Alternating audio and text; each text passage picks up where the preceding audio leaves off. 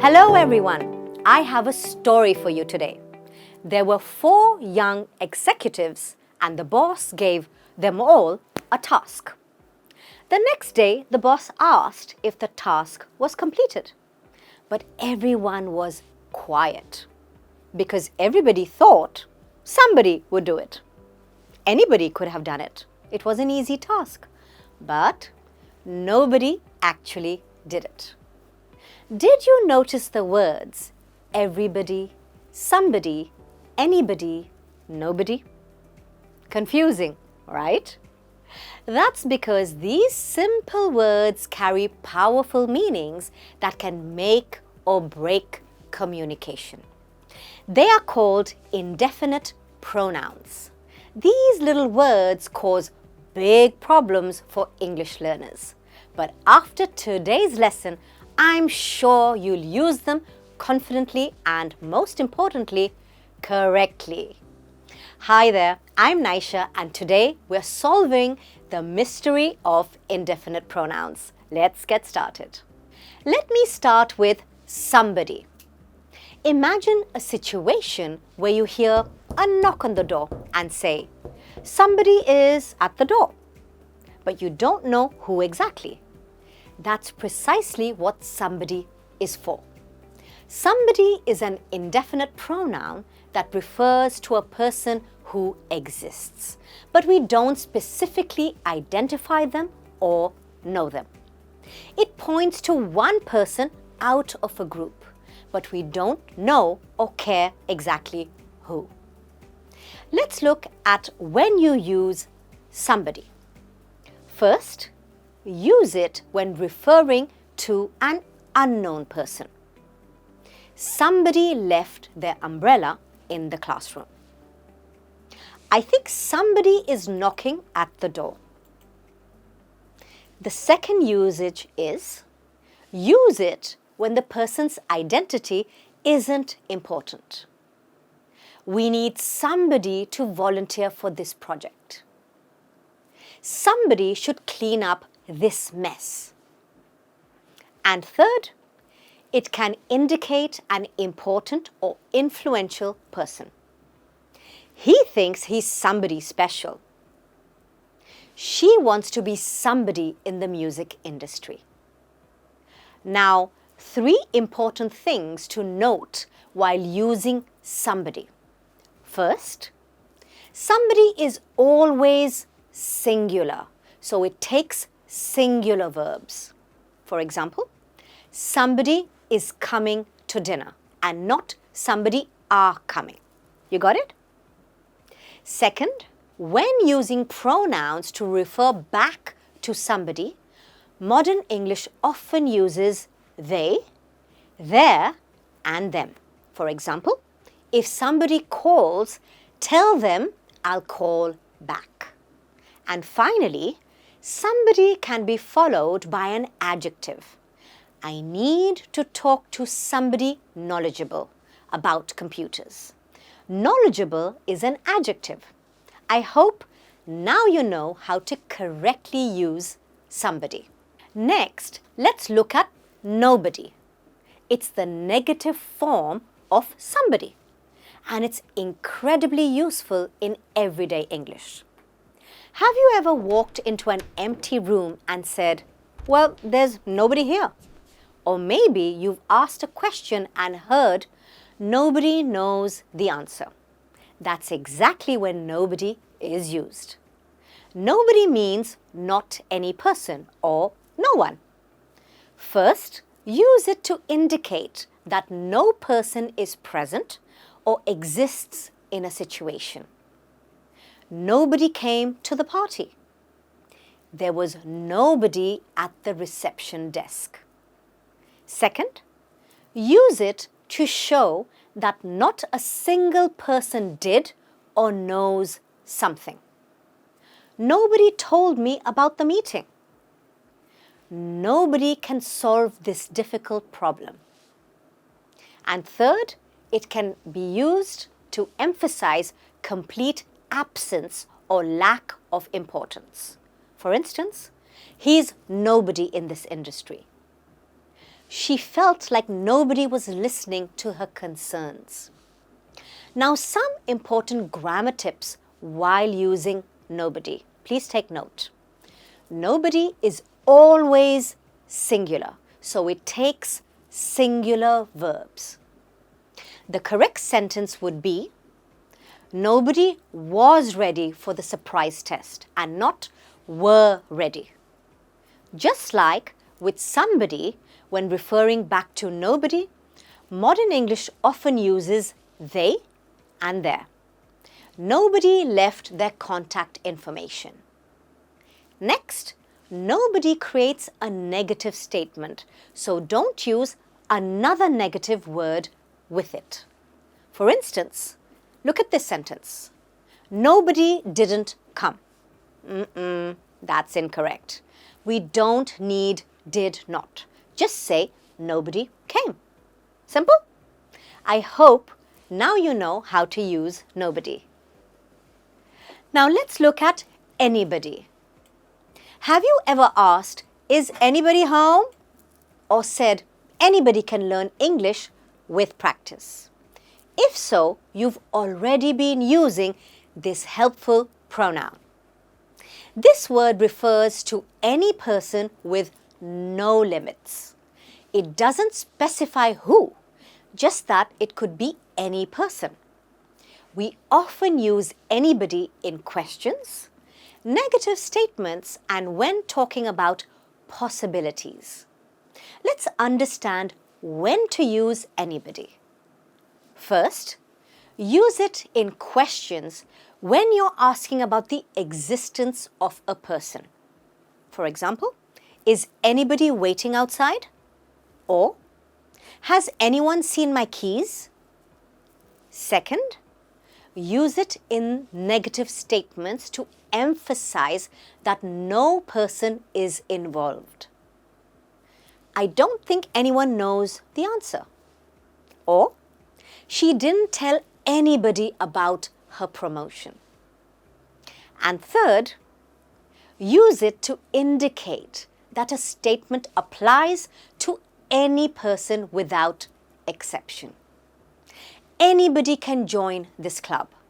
Or you could say, this task could be done by anybody. Now here are some helpful grammar tips for you. Anybody is always singular, so it takes singular verbs. Anybody is welcome to attend, not are welcome. Next, when using pronouns to refer back to anybody, modern English commonly uses they, their, or them. If anybody calls, tell them I'm busy. And finally, anybody is often used with if and in conditional sentences. For instance, if anybody wants more information, they can ask me later. All right, finally, that brings me to everybody. This one is easy to understand. It refers to all the people in a group. Every single person who is there is included. No one is left out. For example, if I say, everyone had fun at the concert, that means all the people who attended the concert enjoyed it. Or when your teacher in the class says, everybody please open your books, I'm sure you've heard that before, it refers to each and every student who is present in the classroom. No one is left out. So, if you want to talk to a group collectively and make every single person feel included and responsible, then use everybody. Now, here's a helpful tip for you to remember how to use these words. Think of these words as different levels of inclusion. Nobody is 0 people. Somebody is one unknown person. Anybody could be any person. And everyone is for all the people included. Easy, right?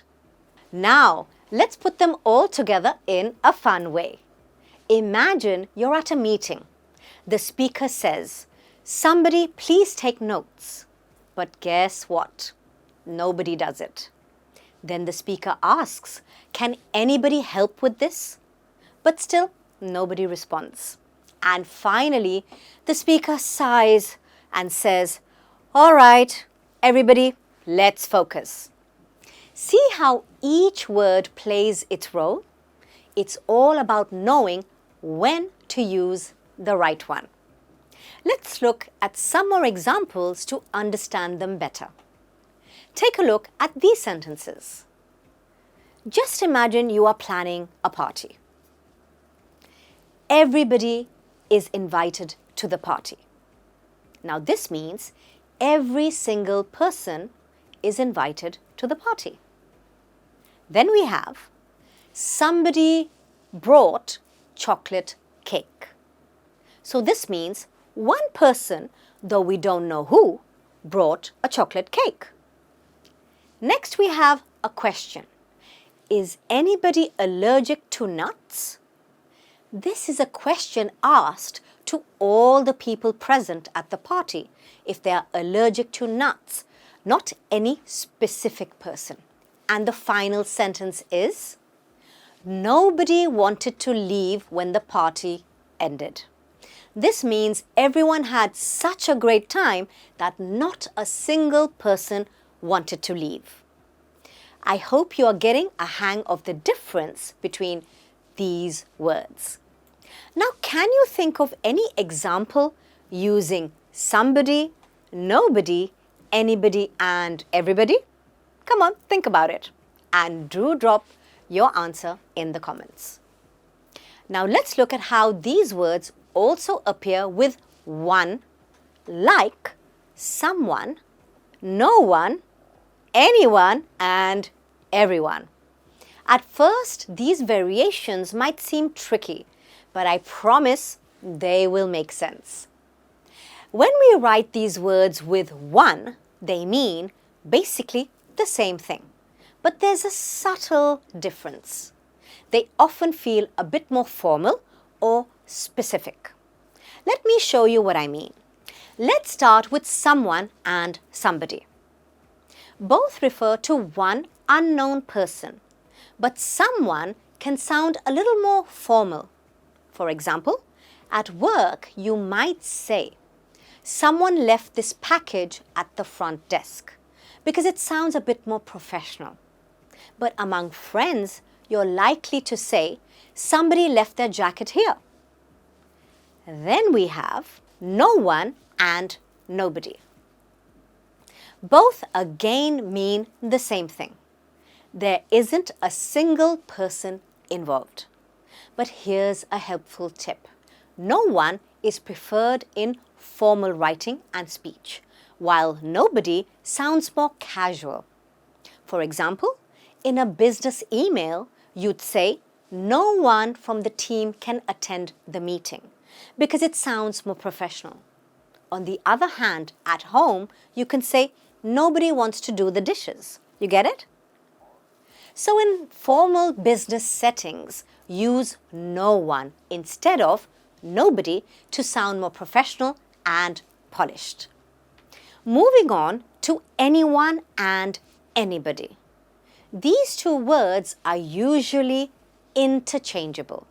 Both are perfect for questions and possibilities. In a meeting, you might ask, "Does anyone have questions?" While at a casual gathering, you might say, "Does anybody want more pizza?" See how the meaning stays the same, but the tone changes slightly.